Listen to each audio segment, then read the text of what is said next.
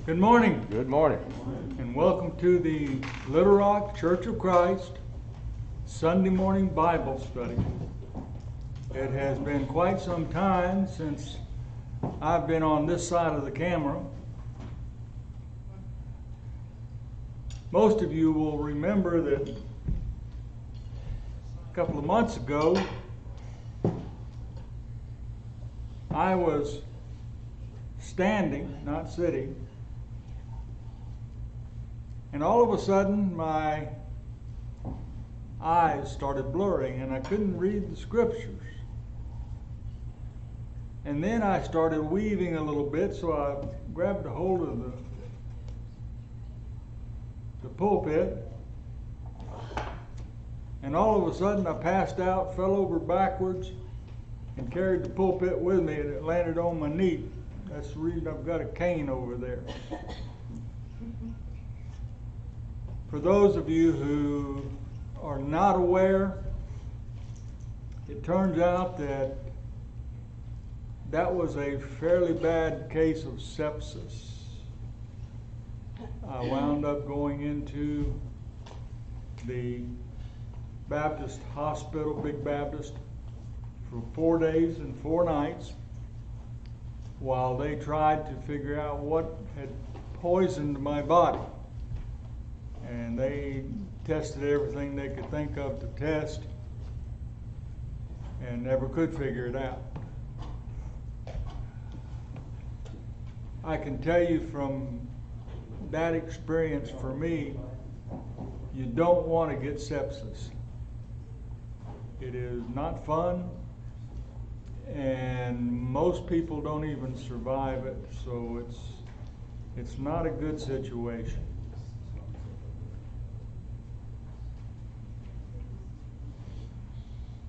Fortunately,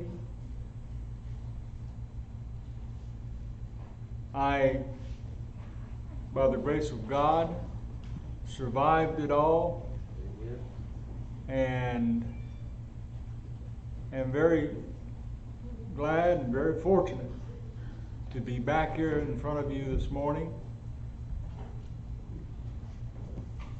As the screen behind me says, we are studying the book of Acts. We are on the 24th chapter of Acts,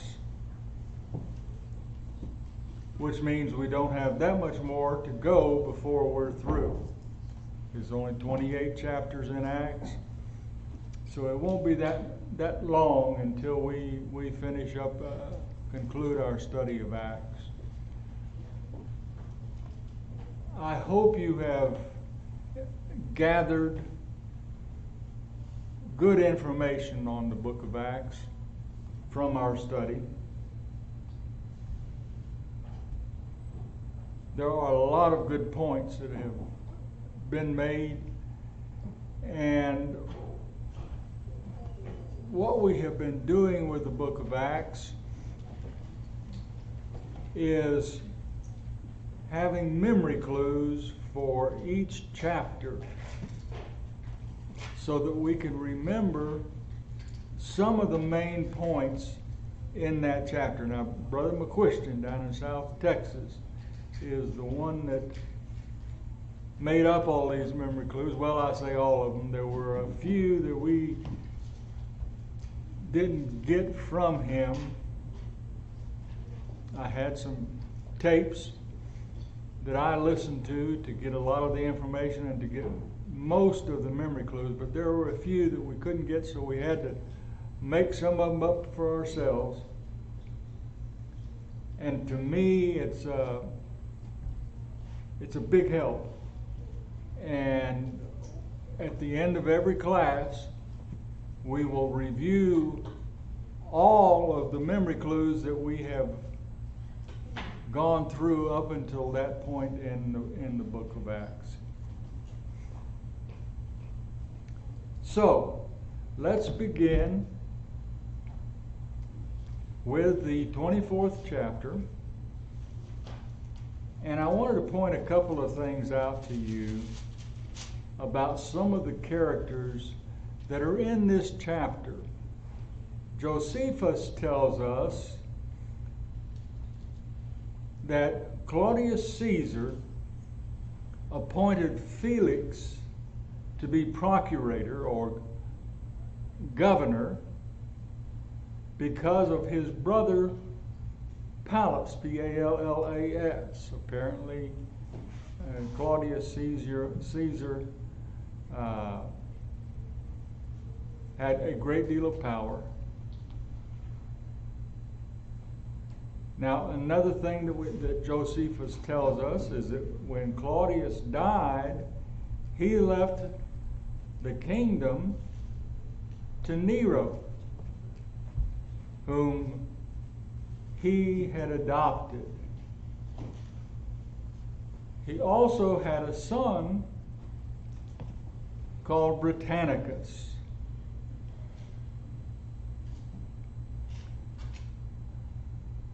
I think most of you probably realize that Nero was a madman. We find out lots of things about Nero that you just almost wouldn't believe. Number one, he murdered his own brother and his wife and his mother. I can't think of a better definition than he's just a madman. They say that Nero fiddled while Rome burned. Now, what do we mean when we say Nero fiddled while Rome burned? Anybody have a good idea of why we say that? To me, that is an indication that not only was he a madman, he just didn't care about anything. Not even the burning of Rome. So let's begin our reading with verse 1. And we'll read down through verse 3 for right now, and then we'll stop and make a couple of comments. And after 5 days, Ananias, the high priest, descended with the elders and with a certain orator named Tertullus, who informed the governor against Paul. And that's the basic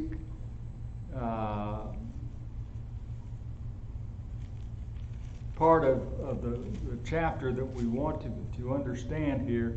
This is everyone who's trying to go against the Apostle Paul. And when he was called forth, Tertullus began to accuse him, saying, "Seeing that by thee we enjoy great quietness, and that very worthy deeds are done unto this nation by thy providence, we accept it always and in all places, most noble Felix, with all thankfulness." Now, what does that sound like, the second and the third verse? What does that sound like to you?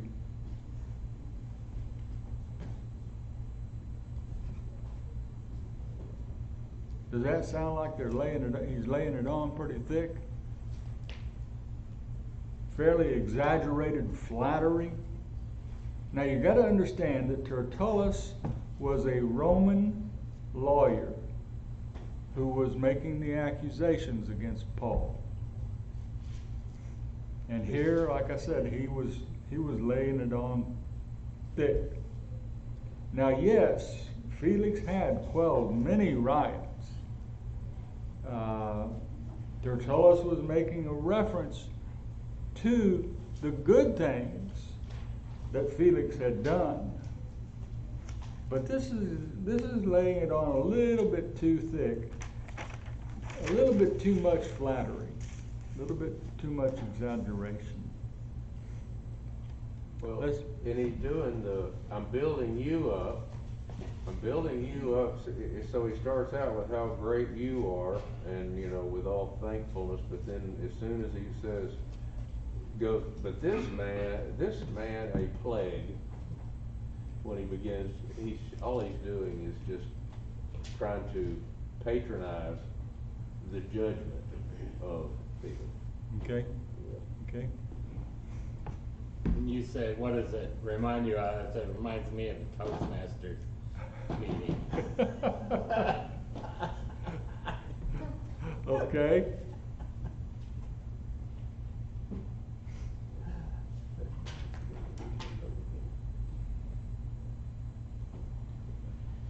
All right, let's go ahead with verse 4 and verse 5. Notwithstanding that I be not further tedious unto thee, I pray thee that thou wouldest hear us of thy clemency a few words. For we have found this man a pestilent fellow, and a mover of sedition among all the Jews throughout the world, and a ringleader of the sect of the Nazarenes. Now, what would you guess that this term, sect of the Nazarenes, was making reference to? Anybody? Yes? You said this before, not licensed by a Roman group against Jesus and his followers. I'm sorry. Not licensed by a Roman group against Okay. Jesus and his followers. Okay. Now, that's one of the things that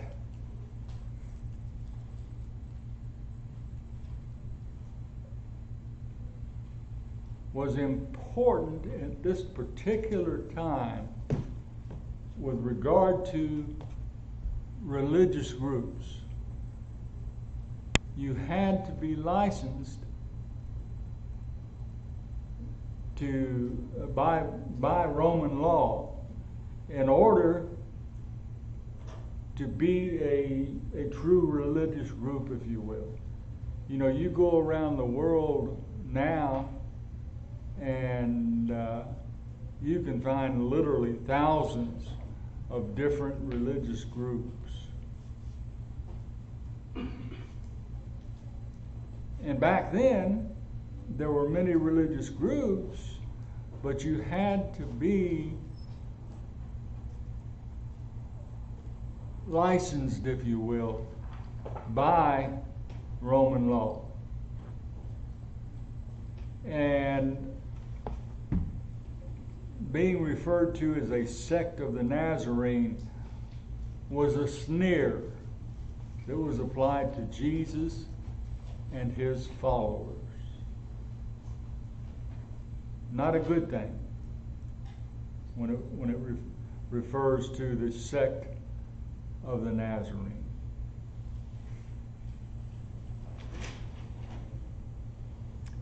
Let's go on with verse 6. Who also hath gone about to profane the temple, whom we took, and would have judged according to our law. But the chief captain Lysias came upon us, and with great violence took him away out of our hands, commanding his accusers to come unto thee, by examining of whom thyself mayest take knowledge of all these things whereof we accuse him. And the Jews also assented, saying that these things were so. Then Paul, after that the governor had beckoned unto him to speak, answered, For as much as I know that thou hast been of many years a judge unto this nation, I do the more cheerfully answer for myself. In other words, Paul here is giving his interpretation.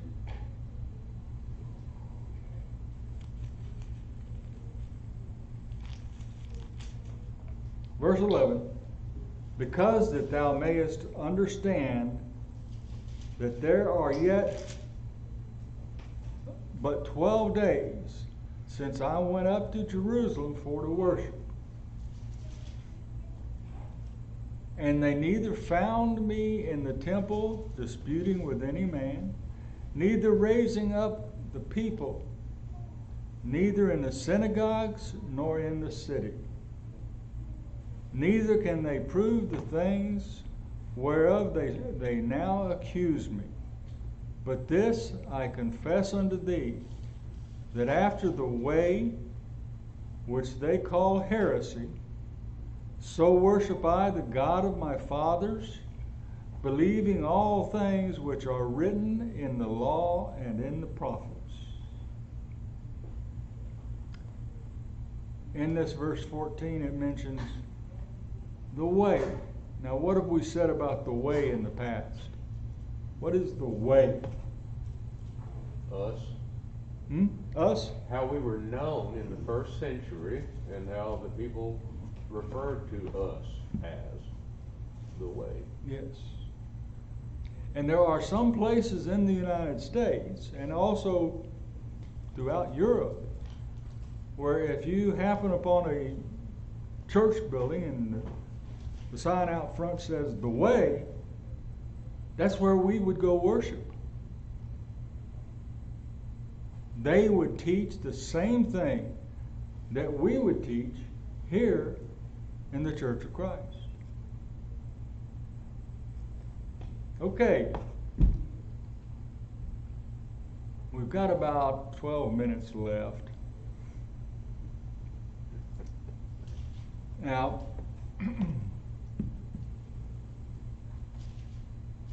from here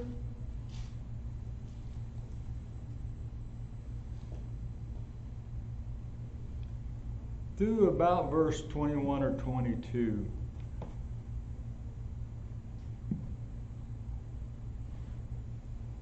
we don't have a lot of comments to make. I want to go ahead and read them just so that we can get some continuity here. But we really have more comments to make when we get down to verse 22, 23, 24, and throughout the rest of chapter 24. So, verse 15, and have hope toward God, which they themselves also allow, that there shall be a resurrection of the dead, both of the just and unjust. And herein do I exercise myself, to have always a conscience void of offense toward God and toward men. Now after many years I came to bring alms to my nation and offerings, whereupon certain Jews from Asia found me purified in the temple, neither with multitude nor with tumult, who ought to have been here before thee, and object if they had aught against me. Or else let these same here say, if they have found any evil doing in me while I stood before the council, except it be for the one voice that I cried, standing among them, touching the resurrection of the dead, I am called and questioned by you this day. And when Felix heard these things, having more perfect knowledge of that way, he deferred them and said, when Lysias, the chief captain, shall come down, I will know the uttermost of your matter.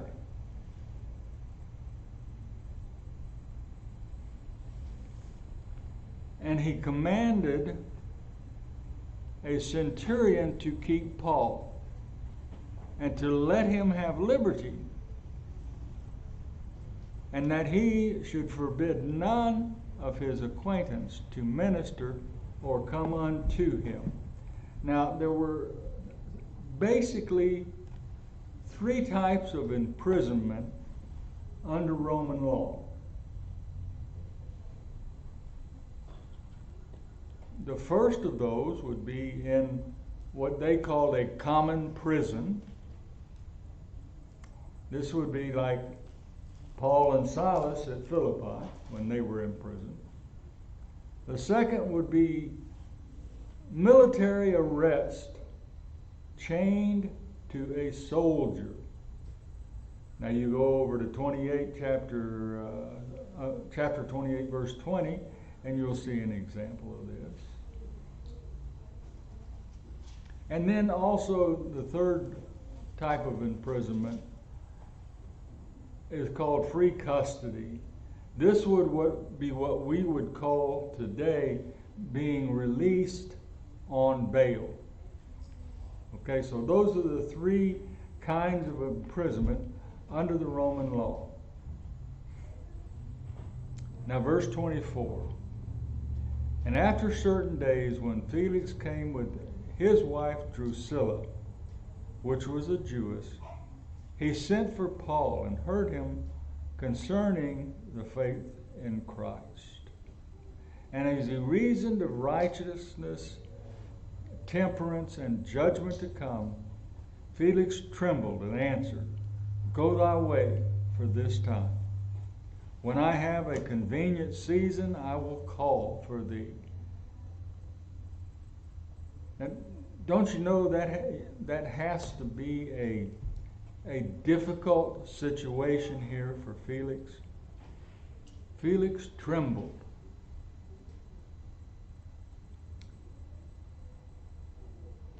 Now verse 26 is where our memory clue came from for today's chapter. Verse 26, he hoped also that money should have been given him of Paul, that he might lose him, wherefore he sent for him the oftener and communed with him. But after 2 years, Porcius Festus came unto Felix's room, and Felix, willing to show the Jews a pleasure, left Paul bound. Now, that should tell you something about what Felix really was about. That he would keep Paul in prison because he wanted to show the Jews a pleasure. Now verse 26 says, he hoped also that money should have been given him of Paul, that he might loose him, wherefore he sent for him the oftener and communed with him. Now,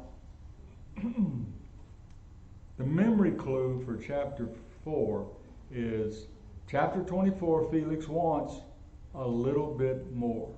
He was trying to get some money out of Paul or Paul's friends for releasing him. But apparently that was not going to happen. Now, what do y'all know about Drusilla? Do y'all know anything? Up in verse 24, it talks about Felix came with his wife Drusilla. What do y'all know about her? Do y'all know anything at all about Drusilla?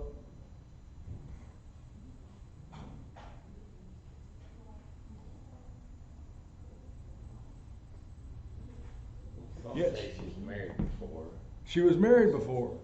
And actually, she left her former husband for Felix. Yes, you're correct. She was one of 3 daughters of Herod Agrippa the First.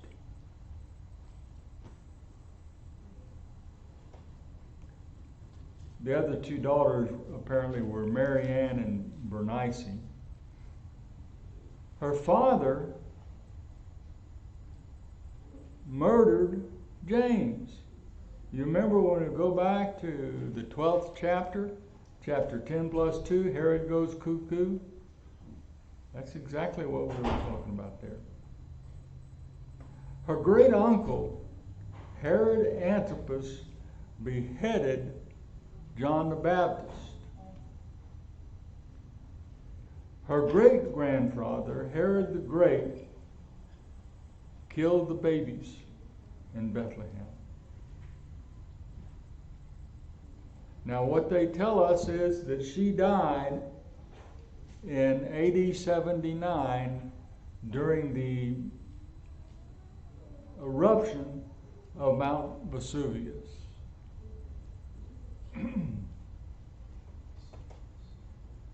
Anybody have any comments, any questions? Anybody want to give us more information about these particular verses in chapter 24?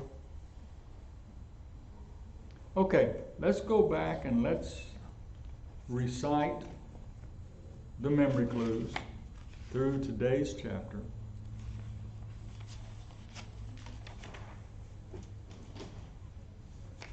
So, chapter 1. Come on, Susie. Jesus' work on earth is done. Chapter 2, Peter baptized a crew. Chapter 3, a lame man's plea. It's obvious that we've just been away from this for too long because, I think what I'm going to have to do is make some photocopies of this list of all of the memory clues so that each of you will have one. I can push the button early. You what? I can push the button early. Okay. All right. Chapter 4, a jailhouse door. Chapter 5, Ananias and Sapphira forfeit their lives. Chapter 6, the widow's fix. Chapter 7, Stephen gazes into heaven. Chapter 8, now there's 3 of them in chapter 8, and to me, this is one of the more interesting chapters in the book of Acts. But the 3 memory clues for chapter 8, the Jewish hate, Simon the Great, or Simon who thought himself great, and the eunuch's fate. Okay, chapter 9, Saul sees the sun shine. Chapter 10, the Gentiles come in. Chapter 10 plus 1, Peter's rerun. In other words, Peter is telling what happened in chapter 10 when the Gentiles came in. And we just got through talking about 10 plus 2, Herod goes cuckoo. Chapter 10 plus 3, the first missionary journey. Chapter 10 plus 4, the first journey ends on shore. Chapter 10 plus 5, settling strife. Chapter 6 plus 10, the call of the Macedonian. Chapter 10 plus 7, the unknown God is the God of heaven. Chapter 10 plus 8, start the third journey, it's getting late. Chapter 10 plus 9, the goddess Diana they thought was divine. Chapter 20, Paul preaches aplenty. Chapter 21, Paul's captivity is begun. Chapter 22, Paul before many a Jew. Chapter 23, The Jews don't want Paul free. Chapter 24, Felix wants a little bit more. Okay, it's time for our lesson to be over. Does anybody have any other comments or questions that they would like